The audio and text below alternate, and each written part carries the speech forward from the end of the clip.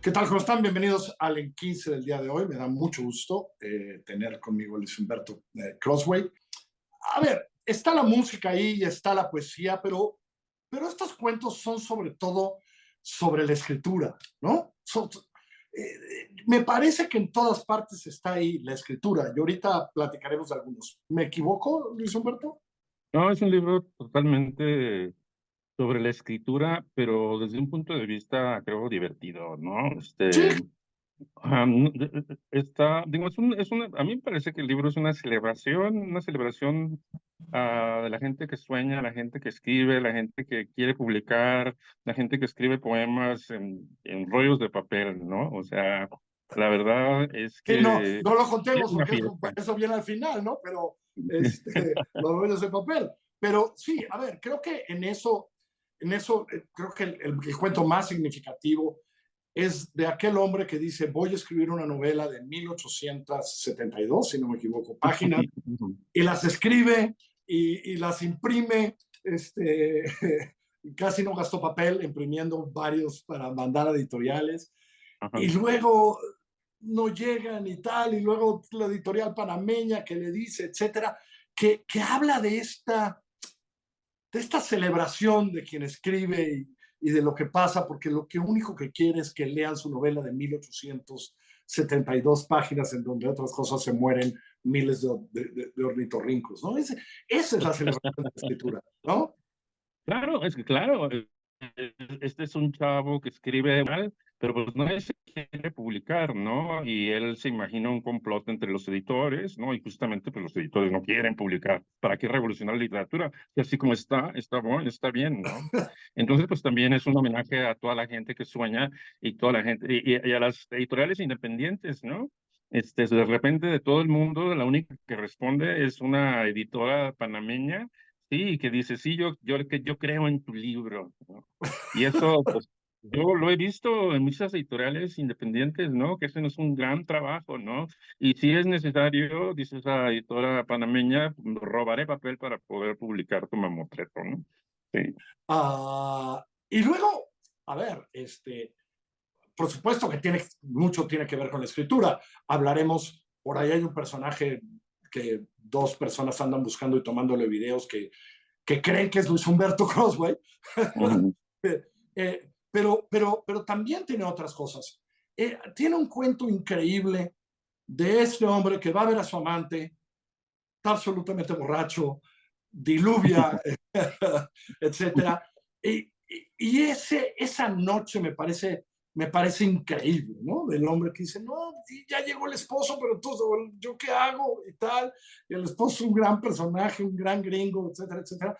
También tiene que ver con eso, con los personajes, ¿no? Este es un muy buen Claro, personaje. bueno, el hombre que camina bajo la lluvia es un poeta, él se dice a sí mismo, es un poeta, ¿no? Y dice, si he logrado conquistar el corazón de esta muchacha, ha sido por los poemas que me sé de memoria, porque ni siquiera son los suyos, ¿no? Pero oye, si lanza un poema de Benedetti y eso tumba a cualquier persona, ¿no? Y él se aprovechó de eso, pero resulta la chica pues mucho más viva que él, ¿no? Mucho, mucho más viva que él.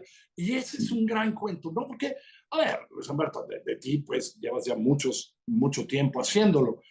Eh, Esto con los cuentistas a veces lo pregunto siempre, porque entendiendo que cada cuento es un cuento y cada cuento empieza y se cierra, etcétera, también es un libro pensado, ¿no? Es decir, no, a Las ver, historias no, las historias están pensadas para estar juntas, ¿no? Digo, exacto, empecé la primera, sí, hasta la última, ¿no? Sí, exacto, ¿no? justamente el libro es un todo y los cuentos son simplemente sus partes, ¿no? Y bueno, hay muchas cosas en común, ¿no?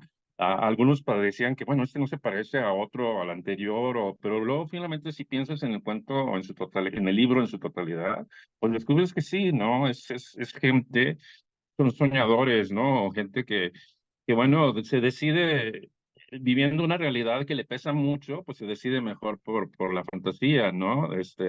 Y dice, no, mejor yo sigo con la fantasía, sigo soñando con este mundo perfecto, en lugar de regresar a mi realidad que puede ser un poco más triste, ¿no? Y creo que, a ver, creo que el ejemplo es el cuento la historia que le da título al libro, ¿no? Es el caso, sí. El gran imitador, el imitador de Johann Sebastian, que por cierto, el último show está mencionado en el cuento anterior, pero este es el de la ilusión, ¿no? El imitador de Johann Sebastian en ese bar, en ese lugar, eso que decías me parece que queda ahí muy bien retratado, ¿no? Sí, él está frente a un inmenso público. Él no es Johann Sebastian, es un imitador de Johann Sebastian. Se sabe todas sus canciones, ¿no? Tiene una computadora que es la que produce la música y la va cantando porque a veces se le olvida una que otra canción se le olvida, ¿no? Y luego, pues es un tipo que finalmente hasta conversa con su computadora y luego la computadora le responde y le da consejos, ¿no? Es como su doctora corazón, ¿sí? Y él, entre el público, entre las multitudes que ve, pues escoge a una mujer vestida de rojo y decide enamorarse de ella, ¿no? Y al final, pues lo puedes ver como una cosa muy triste o una cosa feliz, ¿no? Porque él decide quedarse, ¿no? Con eso que le apasiona tanto y no con la ingrata realidad, ¿no? Que es otra. Creo que es muy rico también en el libro cómo en cada tema haces un ejercicio de lenguaje completamente diferente. A ver, Ujú. la separación del lenguaje creo que es corrido, ese, sí, es la más clara, porque ahí estás escribiendo así, pues, ¿no? Y hay otros como en el primero de poesía, como tal. Cuéntame un poco cómo esa experiencia de trabajar los diferentes lenguajes, ¿no? Bueno, es que yo soy muy perfeccionista y bueno, en esta época ya casi no se habla de relojeros, pero yo me considero un relojero de la antigua usanza, ¿no? Que podía maniobrar estos pequeños objetos, tornillos y engranajes, ¿no? En un espacio muy pequeño, sabiendo que si algo no está en su lugar no va a funcionar, ¿no? Y yo soy muy cuidadoso de las palabras que uso, los párrafos, ¿no? Y es bueno, es lo que durante muchos años he tratado de compartir ese conocimiento como tallerista con jóvenes escritores, ¿no? Y les digo, es que el cuento es complicado porque te exige mucha precisión, ¿no? Y eso es como lo principal, ¿no? Y yo tenía la gran responsabilidad de publicar un libro que mantuviera lo que yo conocía, lo que yo compartía como lo teórico, ¿no? Entonces, ahora sí, vamos a ver si es cierto que Luis Humberto, como maestro de escritura, puede ser un Luis Humberto que es un buen escritor, ¿no? Y eso es como mi reto, eso es como mi reto, ¿no? Sí. Eso, digo, eso está claro. La verdad que lo disfruté enormemente. De lo de buen escritor no creo que haya muchas dudas, exactamente por esa relojería. Ahora, más allá de que entiendo que hay un Luis Humberto Croswell que trabaja en un supermercado, dice libro, también hay a ver, empiezan quejándose tus personajes o los personajes del libro de tal.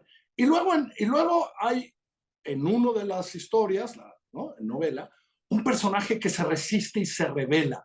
Supongo que tiene que ver con esto que has escrito y cómo también tiene que ver con tu bronca como escritor frente a tus personajes, ¿no? Es decir, cómo esta relojería siempre es más complicada. ¿De qué hago con este personaje, no? Yo me quise imaginar a los personajes no como títeres del autor, ¿no? Sino como personajes con personas con libre albedrío que pueden tomar decisiones por ellos mismos. Y en el caso de este personaje que tú mencionas, pues es que dice, bueno, entonces si tú me manipulas, tú, autor, si tú me manipulas, ¿por qué no me has dado una vida más feliz, ¿no? ¿Sí?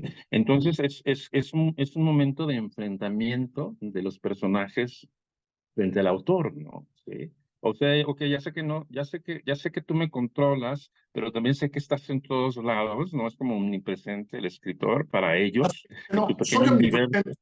Sí. Ujú, sí. Entonces, pero ya bájale, ¿no? O sea, me estás arruinando la vida nada más para entretener a tus lectores, ¿no?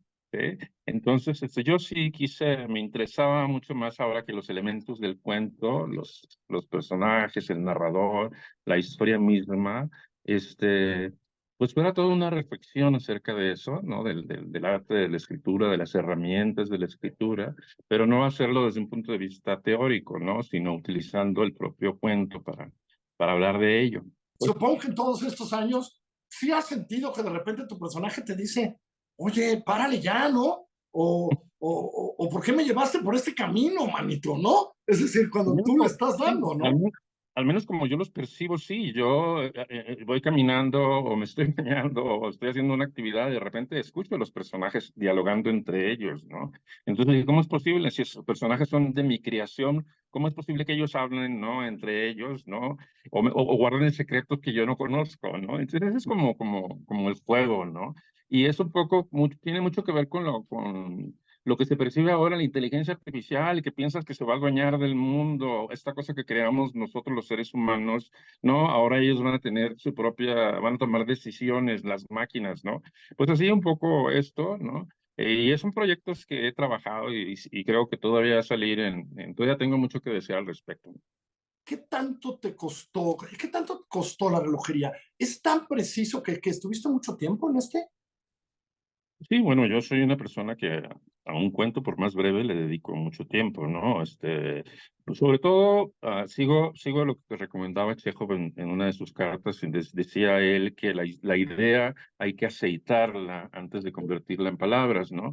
Entonces yo voy pensando mucho tiempo, paso mucho tiempo, y la vas escribiendo de esa manera, simplemente en tu cabeza, ¿no?